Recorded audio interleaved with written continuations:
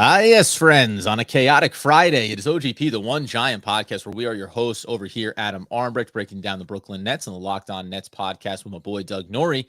Yonder there is the healthy, wealthy, and wise, the season generational ticket holder, Mr. Andrew Makowitz. How are we, sir? Just a little bit behind the eight ball here on our live. I mean, we're playing from behind. Sun was up early. I'm supposed to, take a day off from work and go golfing later. But I said man, no. there's just too much going on with the Giants. I was like, honey, you got to take, my son Rory. I got some podcasting to do with Adam because there's some big news overnight last night. And I said, don't call me honey, Andy. Let's just get into the show, right? That was a whole part of what we did here. The bottom line is, though, we still came back in to have a good conversation. The big news, obviously, is Blake Martinez is released by the New York Football Giants. That's the bulk of what we're going to get into here. But oddly enough, there's actually all three talking points that we're going to discuss here, and the bulk is Blake. But all three things we're going to mention here on this live this morning are kind of three feathers in our cap. I'll take the first victory lap. Kalil Pimpleton visited with the Giants on Wednesday, signed on Thursday to the practice squad. He is that juggling expertise from Hard Knocks watching the Detroit Lions. He's now on the practice squad for the New York Football Giants. And I'm just going to say that without overstating it, he's on the practice squad. When you think about Bachman not being back, again, you mentioned that mold of the player, right? These small guys, get him in there, shifty, whatever. Yeah, I think I'd rather have a small guy that's a rookie in my practice squad developing his skill set than a guy who's 27 and been around the block. There's potential here for him to develop in the background and maybe have a shot to be up on the 53 at some point during this season. I mean, the offseason has shown us that Joe Schoen, Brian Dable, Mike Kafka, and Wink Martindale have specific types of players that they like. They are not the types of coaches that necessarily say, "Hey, here's a ball of clay, mold it into whatever you want." They say there is a specific type of clay that we like to be able to do what we need to do, and you can tell by Kalil Pimpleton being one of those players. He is explosive. He's shifty in space. You watch some of the stuff from Central Michigan when he gets, I think he had 2 punt returns for a touchdown when he was there. When he gets the ball out in space, he's electric. And that's really what this Mike Kafka system and Dayball system is get playmakers the ball out in space, get one-on-one matchups as soon as possible. Pimpleton is that type of guy that does that. He fills another role. So, kudos to you for identifying that once he got released, he is the type of guy that the Giants want. You better believe it, man. Shout out to Marty, who is our frequent flyer now that we're doing these live in the mornings. He said it yesterday in the comments. I do appreciate it. I love it when somebody gives me a pat on the back, calling him my guy. And that's it. You know that we have. I start to get little darlings on the roster, and then I'm going to talk about him all season long. That's the nature of the beast here, waiting for him to make his debut. The other footnote is bittersweet in the sense that it's Yusuf Corker. We know that he didn't make the initial 53. He didn't come back through and land on the practice squad, but tip of the cap to Andrew Makowitz, who all along said he's sleeping on couches. He's trying to see what happens. He's not renting a place. And then when it comes to where his wife was, where his young child is, and where he's from, he ends up going to the Cincinnati Bengals, which really actually makes sense from all the angles. Yeah, it's, we mentioned it yesterday, and I said, don't be surprised if you see him sign with a team closer to home because once he didn't have the Cinderella story of making the Giants squad and being able to say, okay, family, we're going to put our roots down in New York. He went to the University of Kentucky in Lexington, Kentucky. And so when I said yesterday, don't be surprised if he signs with someone like Nashville, Tennessee, like with the Titans, my brain geographically thought that Nashville was probably the closest to Lexington. It's about 3 hours away. So, not too far away, Adam, but little did I know that Cincinnati, Ohio is an hour and 15 minutes away from Lexington. So It makes all the sense in the world for him to go back there. If he's going to be on the practice squad, make a paycheck, be close to his family, not have to uproot him when he doesn't know what's next. Yep. So again, we won't, we'll be staying focused on Kalil Pimpleton because now he is a Giant. Yusuf Corker is not, but good for him though. Like I said, we don't. I wish no one ill will, whether they remain a New York Football Giant or whether they move on in their career. Speaking of people moving on in their career, Blake Martinez. So the Giants, Joe Schoen, Brian Dable, they had their press conference late in the afternoon yesterday. They said all the things we kind of anticipated. It's been a chaotic week, a month. There's been so many decisions, guys in, guys out, injury concerns. What designations are you going to give players? Trying to put in claims. Joe Schoen really complimentary of the entire staff for working really hard to get through that. Then also, after they were done, they go ahead and it comes out that they release Blake Martinez. And as we see Dwayne there in the comment section, what are we going to do at linebacker? Don't worry, buddy. We've got answers, or at least we understand that's going to be a question here. They released Blake Martinez. There are two different schools of thought here on this, depending on if you're following Spot Track, if you're following Over the Cap, Dan Duggan, Art Stapleton covering this, everybody around the media. Walk through the two possibilities when it comes to the finances before we really break down something else we talked about, what Blake Martinez is to this Wink Martindale defense. So let's start with the math on all this. And I won't go into exact dollars and cents, but I'll give you the broad general situation. Keep it loose. So Blake Martinez in the offseason had a very big cap hit, restructured his contract to bring the cap hit low, get a little bit of guaranteed money, got some security, but also gave some flexibility to the Giants. That is the first piece of it. The second piece of it is with this release, there are a couple of different factors that people are factoring in. So Dan Duggan and Over the Cap have looked at it, analyzed it, and say, based on the way the contract has been worded and the restructure happened, the Giants are probably only saving about $175,000, which is not really that much, to be honest with you. And it would be a little bit more head scratching if that was the case. Art Stapleton has crunched some numbers and done some math. These are both great beat reporters for the Giants. Follow both of them. We love getting content from them and try to, ask for insights whenever we can. Art says that when he crunches the numbers on the restructure, that the Giants are saving about $3.6 million against the cap.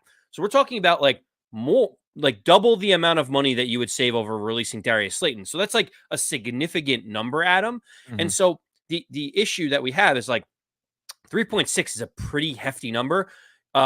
Spot Track, which also does cap figures and cap numbers, tends to agree with Art Stapleton. So we've got a little Big E versus Tupac, East Coast, West Coast, Art versus Dan Duggan going on right now. I don't know who's going to be right, but essentially, does it change your perspective on the release, Adam, money-wise, if it's 3.6 versus 175K?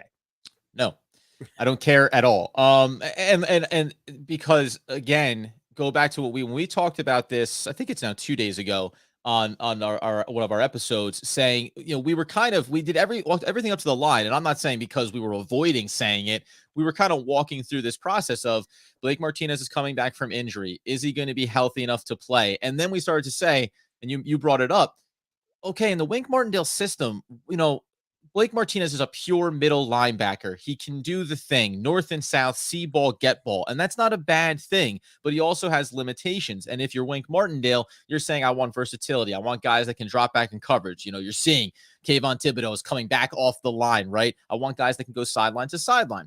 And now listen, does the Darian Beavers injury play a factor in all this? It sure does. And I think that's what we discussed too, was saying now you're reliant on Blake Martinez, maybe a little more than you want it to be, but hey, it is what it is. I just think that the Giants stopped short of saying that. They stopped short of saying, well, Beavers was in line to have a bigger role here for us as a rookie. I guess we got to go forward with Blake Martinez. No. Instead, they made the choice of, and you can extend this the same way that it applies to a James Bradberry. Again, not my contract. I didn't give out this contract. So I'm not going to be beholden to a financial mistake that is not based on something that I did. If I'm Joe Schoen, this is all about Dave Gettleman, right? So this is where I start with all of this conversation. It's about making decisions for the football team and accepting that there are going to be financial ramifications. I can't allow that to stop me short of what feels like the right football decision for the team this season and going into the next offseason. So this is why when captains were announced and we went live, we talked about what does it mean, and we explained Blake Martinez not being named captain after being named captain in the last 2 years. You may think that these things are silly, but it's like if the coaches don't think that he's a scheme fit and the players that are in the locker room are voting on who is going to be captain on the defense, and they say, we picked Dexter Lawrence over Blake Martinez, they're telling you, the players in the locker room are telling you who they expect to be the vocal leaders of this team. Yeah, and by the way, when I saw people say, some people were saying Dexter Lawrence being a captain is a joke because he's a guy that comes into this season with a lot of expectations, maybe hasn't fully performed to his first round selection. You have other people saying Blake Martinez not being named a captain. The team doesn't decide that, the players do. But all these things matter because these guys are in there practicing and playing together. They're learning a system underneath new coordinators. And then they're looking and saying, who are guys that are here? Who are guys that are stepping up? Who are guys that have developed into leaders over the course of this offseason? So from that standpoint, it makes to me, I understand where it's coming from. I mentioned James Bradbury there. Rewind this thing back. We all said, gosh, you've been hamstrung with this contract. If you could, you'd like to be able to trade him or move him. The Giants tried to do that. You saw, obviously, James Bradbury didn't want to restructure his contract or sign a deal before getting traded. So he waited. He ends up over, obviously, with the division rival Eagles. Likewise for Blake Martinez here, the injury plays a massive factor in it. But I just look at this and say, Blake Martinez is not going to be a linebacker on this team next year. And whether or not the Darian Beavers injury, the uncertainty around, let's say, a Cam Brown in his role, a Micah McFadden, another rookie, a Carter Coughlin, there's probably going to be another move that gets made here for the Giants. Yes, there's uncertainty, but this further cements my belief, and we're going to talk about it as we get to the beginning of next week and start to look at week 1 for the New York Football Giants against the Tennessee Titans. It has to cement the belief. This is a rebuild. This is what it looks like. And you don't need to worry about, oh no, we are losing a key member, a veteran presence, a guy that can make plays. Even if Blake Martinez was 100% healthy, what are we going to do? It doesn't matter. It's about developing young talent and accepting that what we don't want to have is a financial issue or commitment next off season if we can avoid it by all costs now. So we talked about the Darian Beavers piece. That was something that we had also mentioned. I think the plans got drastically changed with his injury. And you could tell, you could tell that they wanted to go young. I think they actually, all right, this is just pure speculation on my part, but I think speculation. I think that the Giants would have released Blake Martinez earlier if Darian Beavers didn't get hurt. So the problem was once he goes out there and you have Austin Calitro, you have Micah McFadden, you've got Carter Coughlin, like you start to get really thin. And they sat there and they said to themselves, what are the moves that we can make? And while they probably would have liked to have him on the roster as insurance, when it came down to needing money, dollars and cents, they said the viability of this team, we're better off having Darius Slayton on this team than we are Blake Martinez and saving a few $100K. And Adam, the other piece of it, you talked about James Bradbury. This feels way more like Logan Ryan to me, where he's kind of like a leader, been a captain the last couple years, well respected, hardworking, but like kind of comes off an injury or we don't save that much cap savings. The Giants made a decision that was more about strategy on the field than potential cap savings in that regard because they saved little to none. So I just thought it was fascinating that I kind of went right towards the Logan Ryan piece of it. Yeah, 100%. I have another thought there too as well. But first, how about a pimp named Slickback? Gotta love that name, friends. The goal in 2022 isn't to win games. It's to clean up the mess and set a foundation. Joe Schoen is already going to game scouting for QBs for next year. Keep expectations realistic, Giants fans. This is what I've been talking about this a lot over the course of this offseason. I get excited about the young players, the talent, and what maybe can happen here for the New York Football Giants. But this is the reality. When you come in and you have negative cap space and you don't have any ability to make any moves, you are trying to, even if you like things that the Giants did, bringing in John Feliciano, right? Even the waiver claim, getting Jack Anderson, right? You think getting in a cornerback off the Jet squad or a DB, safety, you think, you can analyze these moves individually and say, yeah, we really like it. You also can sit back and go, we have a restriction here. We couldn't go to free agency and sign whoever we want, right? We couldn't spend money as we may choose. We couldn't look at the cornerback position and say, do we have some optimism around what Aaron Robinson can be? Sure we do. But if we could go sign a legit number 2 corner that has proven experience at the NFL level, we probably would have, right? We'll find out about how this organization feels about certain players at certain positions next offseason when the money is there to be spent. The thing you can only do now is avoid, this is what I've talked about, wasting reps, right? And you said Logan Ryan, wasting reps on veteran players at positions that aren't going to be here for the long term. That's why you go out and try to have as much young talent on this roster as possible. And this is, what I think this is really frustrating for Giants fans in a lot of ways and why things like this end up kind of getting people pumped up, right? Where they're like, what are we doing? And it starts to get your blood boiling. It's because it's been already three seasons of not doing this. If you had been doing this 3 years ago, and saying, hey, listen, guys, it's going to be a rough year, maybe a rough 2 years, but then the money will be there. We'll have some of the young talent, and then we'll put the pieces in around them. Then you wouldn't care as much. Now it's like, but we were already terrible. And over those 3 terrible years, we financially put ourselves in a disastrous spot, right? I get it. You're worn out on it, but that's the reality here. You finally have a general manager that's willing to do the hard things, and you just have to stop getting clouded by this idea of veteran player X could have helped us win. No, it doesn't matter. Even if he could have, it doesn't matter this year. Simple answer also is we're talking about the money, we're talking about the rebuild, we're talking about this and that. Adam, we haven't even talked about his play on the field, right? Like that is the last thing we've talked about. He was a great tackler, 130 tackles year 1. Year 2 got hurt. Year 3 got hurt. Like coming back from the knee injury now for year 3.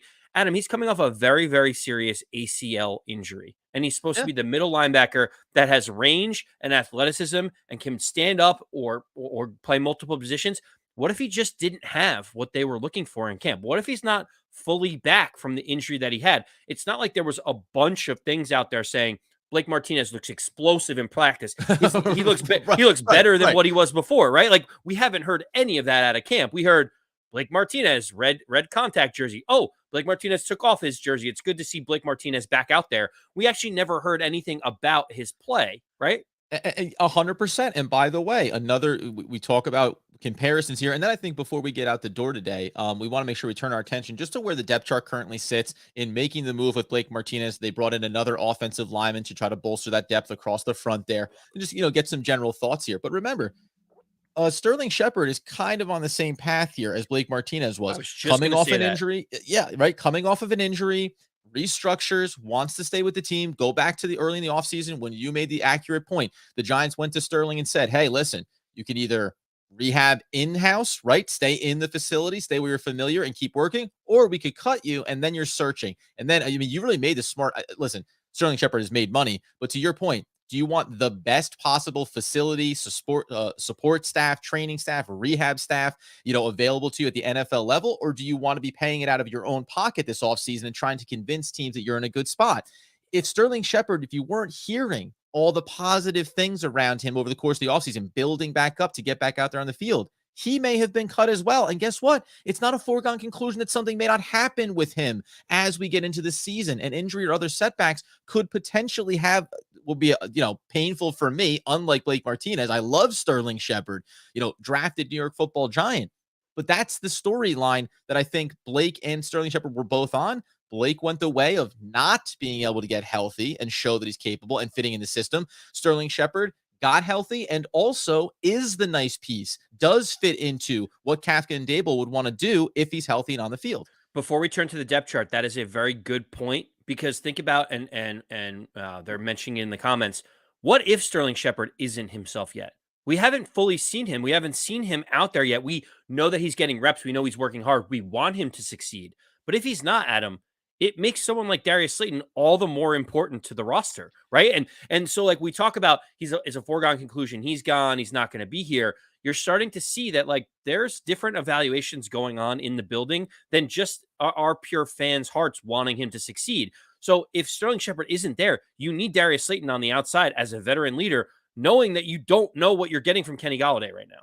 Yeah, and listen, for whatever Darius Slayton has or has not been, he's flashed, he's shown you 8 touchdowns rookie year. He's also dropped balls wide open, over the top, can beat the coverage, can't quite get his hands on it.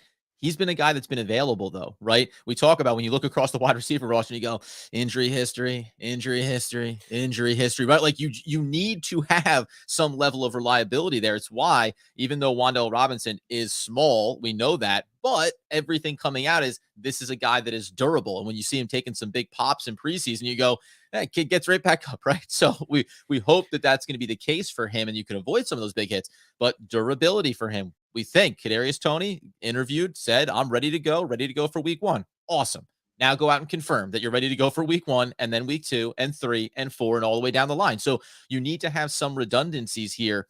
And that's why even when we talked about Darius Slayton, listen, when we're wrong and we acknowledge it. A lot of this stuff over these last couple of weeks, I feel like we did start to read, as I said yesterday on Twitter for Andy, who outlined the Blake Martinez situation really well, start to read the tea leaves. It's, Yeah, I get it's 2.5 million for Darius Slayton, but there's a reason to try to keep him around. There's a reason to try to hold on to him, unlike Blake Martinez, where keeping him on this roster, even with the financial commitment, you just look at it, you go, okay, but tell me where the value comes up. Tell me where he gets back out on the field. Maybe, as we did mention, and we'll talk about depth chart here.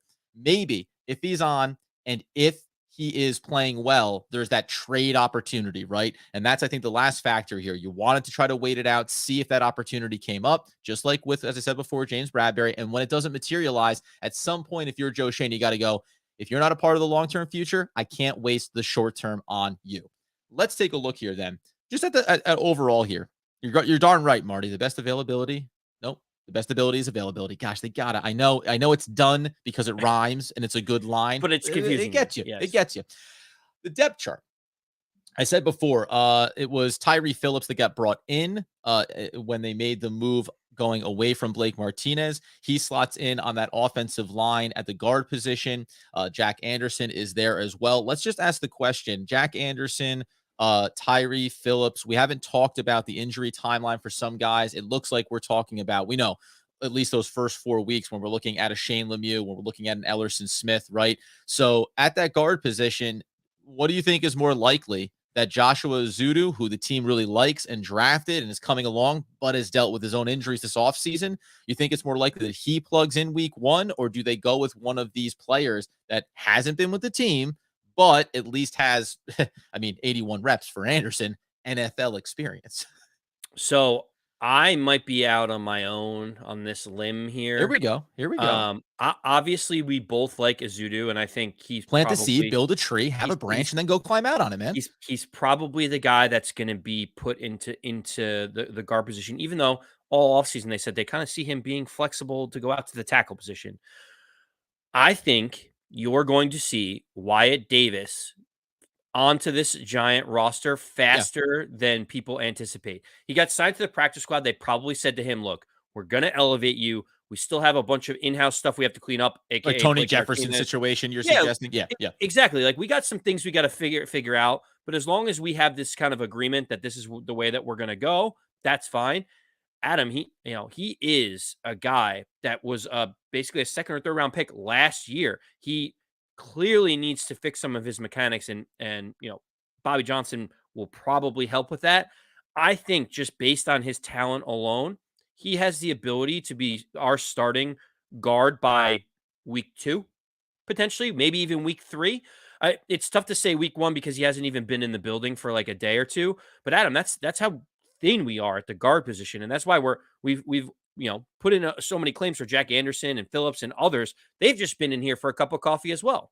So what's your difference then? Why are you more bullish on Wyatt Davis as opposed to Anderson? You know what I mean? Anderson, Wyatt Davis doesn't have NFL reps. He wasn't able to crack the rotation with the Vikings. Anderson only has 81 coming in the door, by the way, but he has been up on the field coming across from Philadelphia. I mean, why one over the other? And why, if you're saying Wyatt Davis, because what's the short term then? If it's Wyatt Davis by week 1 or week 2, are you going with Anderson or with Phillips as the stopgap to start the season? Are you living with Joshua Ezeudu to start the year so he gets a sniff of it and maybe you don't? Because I'm not against what you're saying, by the way. It's more who's going to fill in the interim and how far do you want to go with it? You don't want to hurt Ezeudu's development. Is Ezeudu going down to the practice squad to start the year? Then that's the flexibility of making these moves so he can continue to develop. Or would you put him out there to start the season and then say, if Davis needs a week or two to get himself up to snuff, here, Ezeudu, take your shot. If it's working, then we'll go with you because you are our in-house guy. You are our draft pick. Yeah, so I think that Ezeudu is going to get the first crack, and I want him to succeed. I like him as the depth piece, though. I keep mentioning it on and on. It's like so hard. If you have a really good swing tackle guard that like could fill in a pinch, that's what I feel like Ezeudu can be. I don't want to keep all. I know, but you keep saying that, but they're not putting him there though. Like he's being listed in the guard position. If you're going to have him be the backup swing tackle, why? I'm not against what you're saying, but the offseason would indicate they used him on the outside a little bit for some reps, but they worked him so much in the middle of the line. Why would you waste those reps? If in the short term you were thinking he's a backup swing tackle, then wouldn't you want to focus those reps there as opposed to the interior? I get it. I get it completely, but the problem is you have Devery Hamilton on the outside, right? Like he's one of the guys that could be there as the swing offensive tackle. I like Azudu as a depth piece. The reason why I like Wyatt Davis over Jack Anderson to talk to about your first point is they were both drafted last year. They're both 23 years old. One was a first round pick out of Ohio State. The other one was a 7th round draft pick that basically got a handful of snaps too. So, when we're talking about NFL experience, you're talking about 75, 80 snaps for Jack Anderson. The team has familiarity with him from being in Buffalo, so I completely understand why they would Mhm. make that claim. But to me, I just think Wyatt Mhm. Davis has more upside. I just All do. right. I listen. Yeah. I can't knock it. It's your opinion is your opinion, right? I'm debating between a guy, 2 rounds later taken by taken by this organization versus a guy taken a couple rounds earlier, but also didn't get reps out there on the line. Hey, how about the entertainer is in the chat over here? Good morning to him as we say that as well. Everybody is also now the chat room gets distracted. He enters the room. Everyone starts talking with him, and I like it. I love it. I'm here for it. That's the kind of thing that happens when you get a high profile guest in there. What's great, Adam. Yeah. Also, when we do this back and forth, and you're like, "Well, your opinion is your opinion." That is the most disrespectful thing you can ever do. It's like, well, that's a thought. I guess that's a thought that you had at some point, right? Well, Like here's what I'll it tell popped you. in your mind Here's and what I'll moved tell to you, your mouth. Andy. You sure developed those thoughts and used your mouth to say those words. Let's move on to the next topic. No, it'll be interesting to see, man. There's nothing there's nothing to suggest that's going to be wrong, and that's what's fascinating about when all these cuts happen, when waiver claims go in, when moves go. All of a sudden, you take the step back and you have to reanalyze the roster and rotations and see. Yes, I may have thought X, but now with these 2-3 players in the building, how does it impact how I look at it? And I want to make sure, go ahead, but I want to make sure we look at that linebacking core right now as That's well. that's exactly where I wanted to go. Is knowing that Blake Martinez is no longer here. Everyone's in the chat. What is going on with the linebacking position? That is a great question, and it's one that I think is not fully clear yet. And I don't think the Giants have it fully cleared out yet. There is going to be another inside linebacker brought in that is not currently on the active roster. Like, mark my words, you cannot go into the regular season with just Carter Coughlin, Austin Calitro, Micah McFadden, Tay Crowder, and Cam Brown. You just can't. We'll list that in the right order, though, right? Micah McFadden starting inside linebacker. I mean, that's where this discussion begins here alongside Tay Crowder, right? Yes, technically it is. And Micah McFadden was drafted by this regime. So was Darian Beavers. And like we said, we thought that they were going to get more reps pushing more Blake Martinez when he didn't get the Well, captaincy to begin with. I got to tell you, man, I wish that Darian Beavers was healthy right now. Because I know. if he was healthy right now, regardless of, again, there's going to be the lumps, the bumps in the road. But I got to tell you, if I was looking at this inside linebacker role right here, the room, and saying, I've got Tay Crowder, Darian Beavers, Micah McFadden, Cam Brown, who we know this new regime likes, and they want to continue to develop him on the defensive side, understanding the special teams value that he brings. And then even the veteran, right? You bring back the veteran in Calitro. Like, throw Carter Coughlin in there, my former boy from a draft some time ago. Like, I would just, the energy that you would have around having these two rookies in McFadden and in Beavers, and just the development that you'd be getting, right? You'd be sitting there saying, hey, when you see these two players on the field together, you could see the development of the future of the position. Two guys that could be here for years to come for the New York Football Giants. You still have a lot of that, but you are one little half step away. And something that I will say people have spoken to in the chat and over the course of the offseason, Tay Crowder, he does seem to be getting the benefit of a lot of guys underneath the new regime and better coaching. We have to just reset ourselves a little bit around where those expectations are, and if he can still be an impact player that you can rely on inside of this defense. So there's another wrinkle to this. And I saw Wrinkle some me. whispers. Yeah, I saw some whispers about people talking about it. Listen, we know that the safety position isn't as deep as we would like it to be, but there is going to be a world based on the scheme fit of Wink Martindale where it's not just 2 safeties on the field. Mm-hmm. It's 3 safeties on the field. And you end up having someone like Tony Jefferson and Xavier McKinney in the back.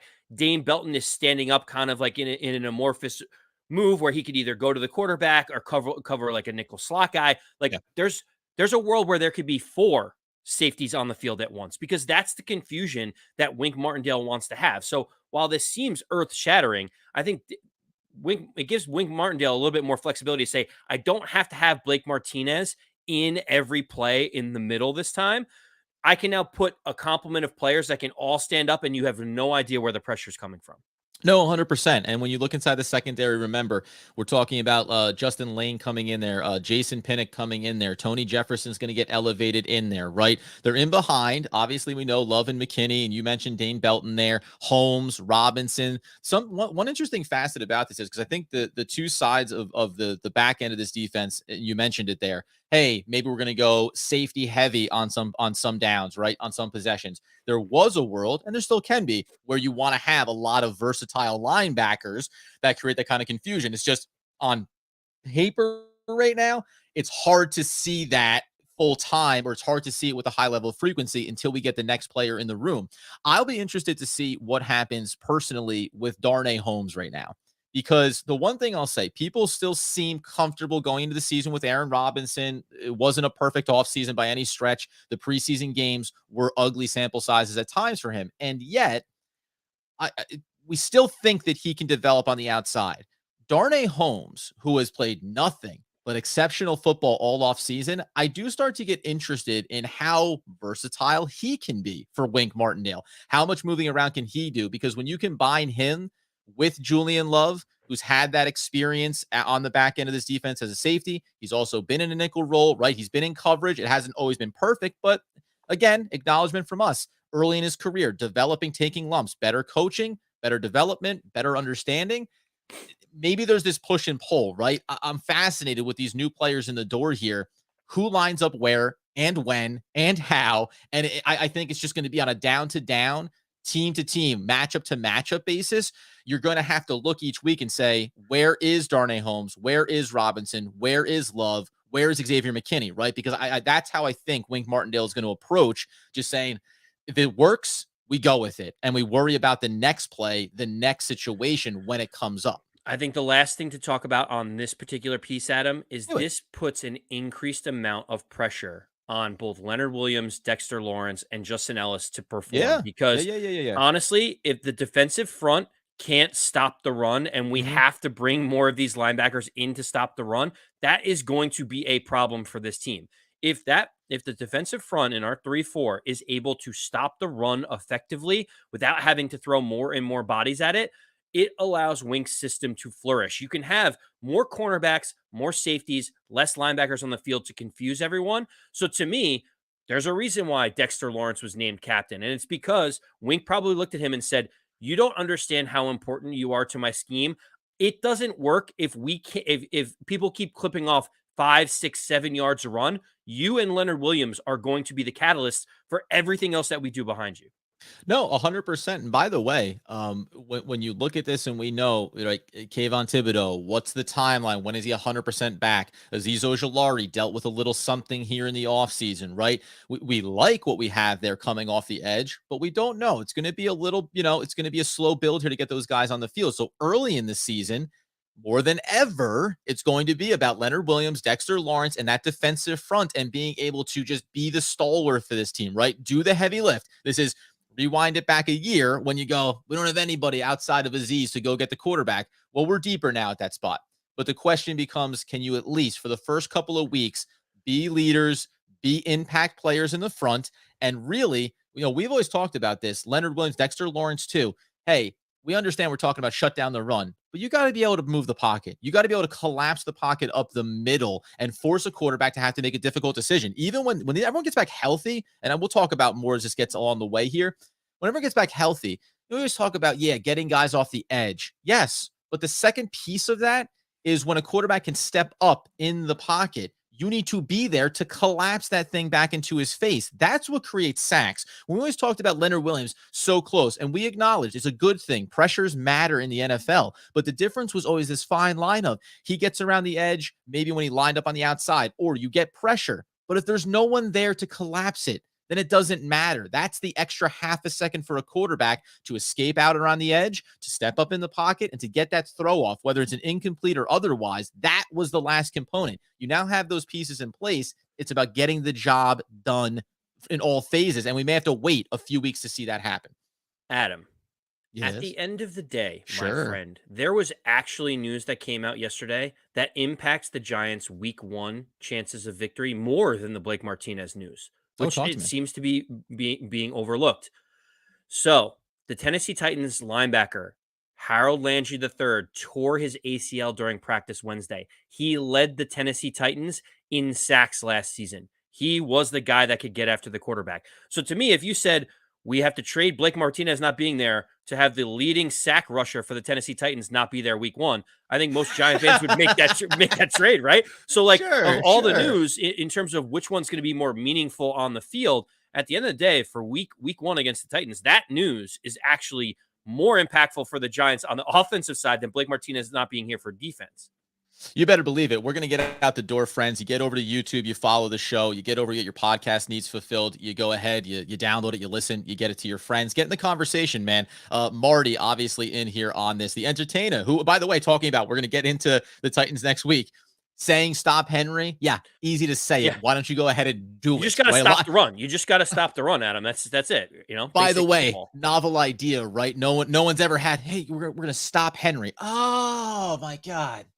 It was there was something I forgot to put on the whiteboard when we were drawing it up there. So, but again, shout out to Dwayne, everybody that came in on the live here this morning. We really appreciate it. We're excited to get into NFL football conversations starting on Monday, bright and early, break down those matchups, talk about some of those betting lines. We have a new partnership coming up that's going to really help give us some fun takes and use some of those betting expertise that Andy likes to talk about so often. Appreciate everybody in the room. We will be back again and on Monday. And as Andy Makowitz would want, need, and nay, demand the people know. As always, let's go Big Blue.